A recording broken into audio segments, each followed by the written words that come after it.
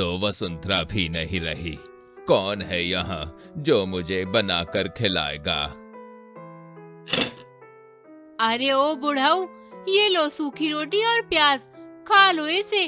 और हाँ, मुझसे इससे ज्यादा की उम्मीद ना रखना। हाँ। गिरधारी लाल एक काफी बुजुर्ग व्यक्ति होते हैं। ये एक छोटे से घर में अपनी बीवी वसुंधरा के साथ रहते हैं। गिरधारी लाल ने अपने जीवन में बहुत पैसे कमाए, लेकिन बहुओं के आ जाने के बाद उन्होंने अपनी संपत्ति दोनों बच्चों में बांट दी, जिसके बाद दोनों बच्चों ने ही अपने माता पिता को अपने साथ रखने से मना कर दिया, जिस कारण दोनों पति पत्नी अकेले ही रहने लगे। जिसके कुछ दिनों बाद वसुंधरा जी का स्वर्गवास हो जाता है और गिरधारी अब अकेले ही बचते हैं। एक दिन की बात है। अब तो वसुंधरा भी नहीं रही। कौन है यहाँ जो मुझे बनाकर खिलाएगा? अरे ओ बुढ़ाऊ, ये लो सूखी रोटी और प्याज, खा लो इसे। और हाँ, मुझसे इससे ज्यादा की उम्मीद ना रखना। हाँ। गिरधारी उस समय तो कुछ भी नहीं कहते। वहीं कुछ देर के बाद, बड़ी बहू, अरे ओ बड़ी बहू। क्या हुआ बुढ़ाऊ, इतनी तेज तेज क्यों भौंक रहे हो? देखते नहीं घर में 70 काम होते हैं। बेटी, मैं तो बस ये कहने के लिए बुला रहा था कि मेरी दवाई दे दे। वो क्या है, तेरी सास थी तो वही दवाई देती थी, लेकिन अब तो वो नहीं रही। तो क्या मैं दवाइयाँ दूं? हाँ, भगवान ने हाथ पैर दिए हैं ना ससुर जी, खुद से ले लो। और हाँ, अब आवाज न लगाना।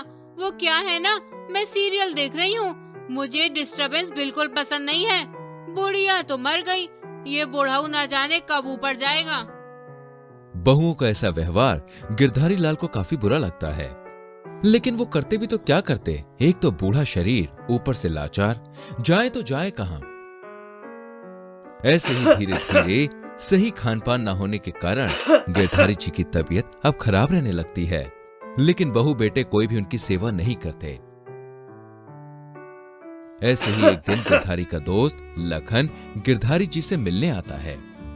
अरे भाई, बुढ़ापे में तुमने ये क्या हालत बना रखी है अपनी? मेरे घर का हाल तो तुम भली भांति जानते हो दोस्त, अब मैं तुझे क्या बताऊं। अच्छा चल, कुछ दिन तू हमारे साथ रह। फिर लखन गिरधारी को अपने घर ले जाता है, जहां वो गिरधारी लाल का खूब ख्याल रखता है, जिससे उनकी तबीयत जल्दी ही ठीक हो जाती है। अब मुझे चलना चाहिए। गिरधारी, यहीं रह जाओ ना। अरे नहीं दोस्त, तुमने मेरी इतनी सेवा की, यही बहुत है मेरे लिए। अच्छा ठीक है, ये लो कुछ पैसे, तुम्हारे काम आएंगे। अरे नहीं नहीं यार, ये तू क्या कर रहा है? अरे रख ले यार, तेरे काम आएंगे। मैं इसे नहीं रख सकता। एक काम कर, मुझे केवल 100 रुपए दे दे, मेरा काम उतने में हो जाएगा। केवल 100 रुपए? अच्छा ठीक है, ये ले। फिर लखन गिरधारी लाल को पैसे दे देते हैं और गिरधारी लाल वो 100 रुपए का नोट लेकर एक किराने वाले के पास जाते हैं और उस 100 रुपए के नोट के 100 सिक्के लेकर एक पोटली बनाकर घर आ जाते हैं। वहीं पोटली को देखकर छोटी बहू बोली, बाबूजी, इस पोटली में क्या है?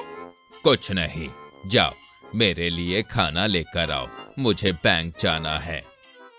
जी बाबूजी। फिर छोटी बहू अपनी जेठानी के पास जाती है।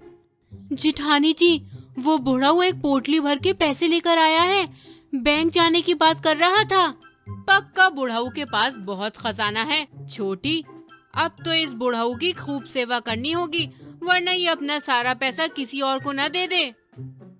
इस तरह दोनों बहुएं पैसे के लालच में अपने ससुर की सेवा करने लगती हैं। फिर रात के समय गिरधारी उन सिक्कों को जोर जोर से बजाकर गिनना शुरू करते हैं। 1000, 2000, 3000, 4000। जिसकी आवाज सुनकर दोनों बहू बेटे अपने पिता के कमरे के बाहर आ जाते हैं। अरे बाबूजी के पास इतना सारा माल है, कभी बताया नहीं आपने भैया? अरे मुझे पता होता तो ये आज इस तरह रात भर पैसे थोड़ी ना गिन रहे होते। अब कुछ भी करके ये पैसा हमें लेना ही होगा, वरना बाबूजी किसी को दान न कर दें। आप बिल्कुल सही कह रही हो जेठानी जी। इस तरह दोनों बहुएं बेटे गिरधारी लाल की सेवा में जुट जाते हैं। जहाँ कभी वो गिरधारी लाल का बिल्कुल भी आदर नहीं करते थे, वहीं आज दूसरी तरफ बहू और बेटे उनकी एक आवाज पर हाजिर हो जाते हैं। ऐसे ही दिन बीत रहे होते हैं। फिर एक दिन ये बुढ़ऊ कब मरेगा? कब सारे पैसे हमें मिलेंगे? तभी अचानक गिरधारी लाल वहाँ आ जाते हैं। बहू चिंता ना कर, मेरे मरने के बाद मैं सारे पैसे तुम लोगों को ही दे के जाऊंगा। जब मैं मर जाऊं तो जो संदूक में हो तुम ले लेना। अच्छा, मैं अभी बैंक जा रहा हूँ। फिर गिरधारी वहां से चले जाते हैं। ऐसे ही दिन बीतते हैं और वो दिन भी आ जाता है जब गिरधारी लाल का स्वर्गवास हो जाता है। आखिर बूढ़ी लाठी कब तक टिकती। वहीं बहू बेटे बहुत खुश होते हैं। फाइनली बाबूजी के रोज रोज के नखरों से हमें फुर्सत मिली। अब तो हम सारे पैसे वसूल करेंगे, जो हमने इन पे खर्चा किया है सब लेंगे। फिर दोनों बहू बेटे गिरधारी लाल के कमरे में जाते हैं। ये बक्सा मेरा है अब? नहीं, ये मेरा है। मैंने उस बुढ़ाऊ की खूब सेवा की है, तो मैंने कोई घास थोड़ी ना छीली थी, मैंने भी तो सेवा की है। इस तरह दोनों लड़ने लगती हैं। अरे अरे चुप हो जाओ आप दोनों, इसमें सबका हिस्सा है भाई, बराबर का। फिर छोटा बेटा वहाँ बक्सा खोलता है, जिसे देखकर वो एकदम हैरान हो जाते हैं। क्या हुआ? सांप सूंघ गया क्या जी? हटो, हम देखते हैं। फिर दोनों देवरानी जेठानी वहाँ बक्सा देखती हैं तो बिल्कुल हैरान हो जाती हैं। बक्सा तो पूरी तरह खाली होता है, उसमें केवल 100 रुपए के सिक्के होते हैं। खोदा पहाड़ निकली चुईया, फूटी किस्मत हमारी। दोस्तों, इस कहानी से हमें ये सीख मिलती है कि जो इंसान जैसा कर्म करता है उसे उसका फल भी उसके कर्म के अनुरूप ही मिलता है। इसलिए अच्छे कर्म कीजिए। इस कहानी को लाइक करके शेयर कीजिए और आने वाली कहानियों को देखने के लिए चैनल को सब्सक्राइब करके बेल आइकन प्रेस कीजिए, जिससे आपसे आने वाली कहानियों के नोटिफिकेशंस बिल्कुल भी मिस ना हो। मिलते हैं अगली कहानी में। अपना बहुत ख्याल रखिए। Bye bye, take care.